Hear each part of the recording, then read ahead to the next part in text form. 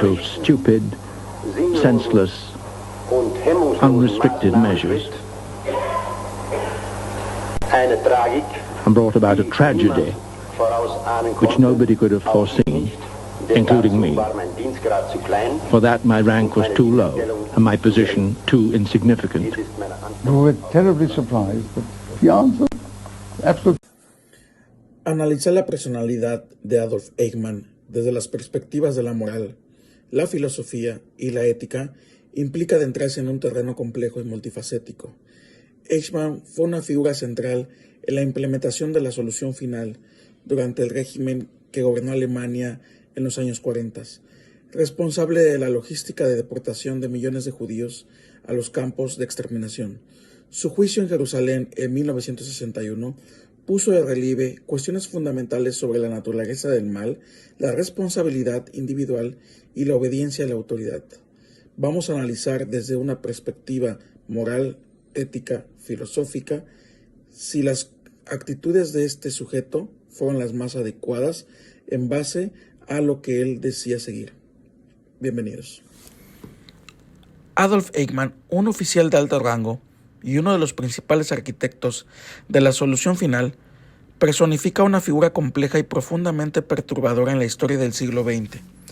Su rol en la organización y ejecución de ese plan para el genocidio sistemático del pueblo judío lo coloca en el centro de debates éticos y filosóficos sobre la maldad, la responsabilidad y la obediencia a la autoridad. Eichmann fue capturado en Argentina por agentes del Mossad en 1960 y su posterior juicio en Jerusalén en 1961 lo expuso a la mirada pública mundial. Durante el juicio, Eichmann insistió en que simplemente estaba cumpliendo órdenes, negando responsabilidad personal por las atrocidades cometidas. Esta defensa planteó preguntas fundamentales sobre la naturaleza del mal y la responsabilidad individual en contextos autoritarios. Regresando a los filósofos griegos antiguos, haríamos un análisis acerca de cómo dichas ideas pueden conjuntarse y tener diferencias. Para los filósofos griegos como Platón y Aristóteles, el bien era el objeto último de conocimiento, la esencia hacia la cual toda acción moral y pensamiento deberían dirigirse. Platón consideraba que el bien era la realidad última y la causa de todas las cosas existentes. Por otro lado, para Aristóteles, el bien se identificaba con la felicidad, la eudaimonía, alcanzada a través de la virtud, que implica el ejercicio de la razón y la adquisición de virtudes morales e intelectuales.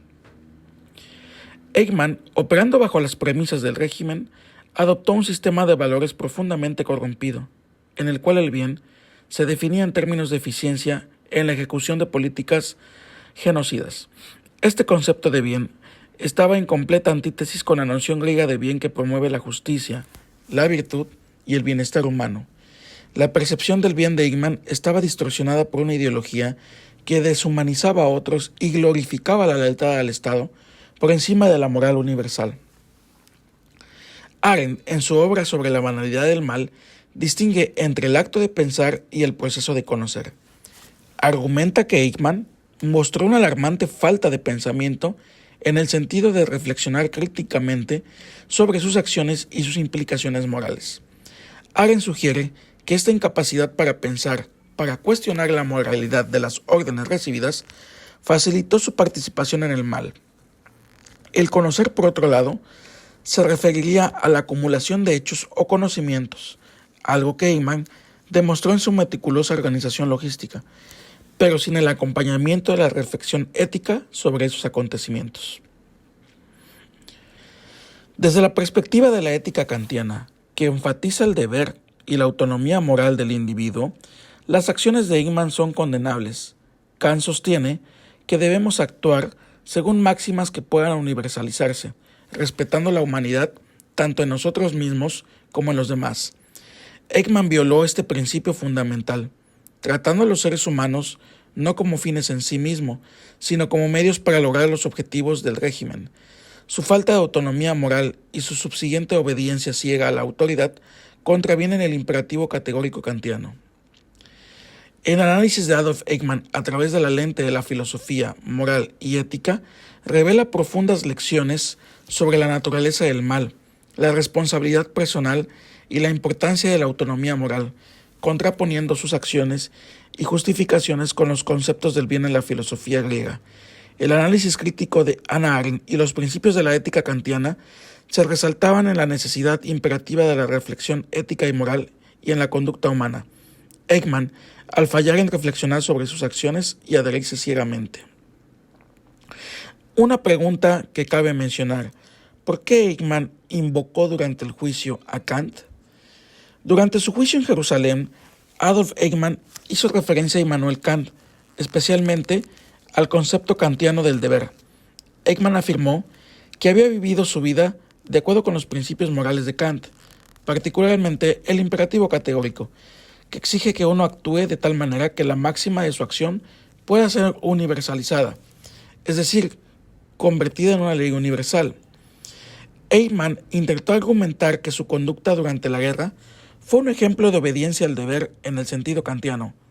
Al seguir las órdenes de sus superiores, sostenía que estaba actuando de acuerdo con una ley interna de la lealtad al Estado y obediencia a sus leyes, lo cual en su interpretación estaba en la línea con el deber moral. Sin embargo, esta afirmación fue ampliamente criticada y rechazada tanto por los jueces del tribunal como por observadores y filósofos posteriores. La apelación de Eichmann a Kant fue paradójica y fundamentalmente errónea, ya que la ética kantiana enfatiza en la autonomía del individuo y la necesidad de actuar de acuerdo con principios que respetan la dignidad y la humanidad en todos los seres racionales. Kant jamás habría sostenido que la obediencia ciega a órdenes inmorales podría ser considerada como un cumplimiento del deber moral.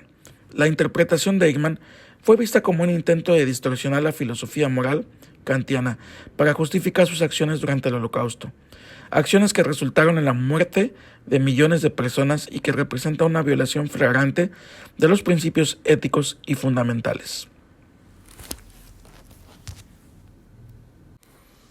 A continuación, mostraré un cuadro comparativo entre un imperativo hipotético según la ética kantiana. Aquí se detallan las características de un imperativo categórico y un imperativo hipotético, su naturaleza, fundamento, ejemplo de mandato, propósito, aplicación y ejemplo práctico y las implicaciones éticas. Por último, este cuadro refleja la distinción fundamental en la ética kantiana entre actuar por deber, guiado por principios universales, lo que respetan la autonomía y dignidad de todos los seres racionales, que es un imperativo categórico, y actuar en base a deseos o fines específicos, donde las acciones terminarían siendo solamente medios para alcanzar esos fines que serían imperativos hipotéticos. Agradezco mucho y espero que haya sido de su agrado dicho video. Hasta pronto.